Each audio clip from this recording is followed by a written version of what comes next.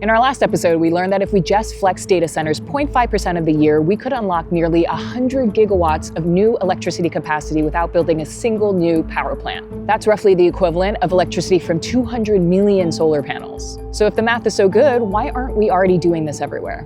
Reason number one, how utilities make money. So for a long time, the rules have been simple. When utilities build a substation or a new power plant, they get a guaranteed return on that investment. The bigger the capital investment, the bigger the return. And utilities build based on peak demand, which is the highest level of energy demand at any given point of the year. But building for that is expensive because peak demand might only be a few hours every year.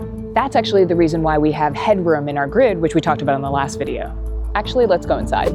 And what if a utility uses software to flex a data center as opposed to building more poles and wires? Well, often there's no financial incentive for them to do that. So we're talking about a 20th century business model colliding with 21st century technology.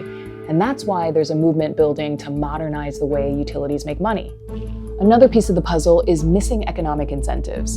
In a lot of markets, the price of electricity is the same at 2 p.m. as it is at 2 a.m. Without real-time pricing, a data center has no way to see that the grid is stressed and no incentive to help out.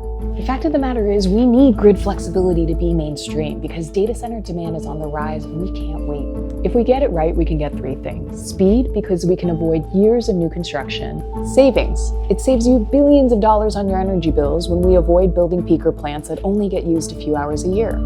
Clean power, because grid flexibility allows us to soak up wind and solar when it's abundant and pull back when it's not. We have the headroom, we have the tech, we have the code, and we just need archaic rules to change.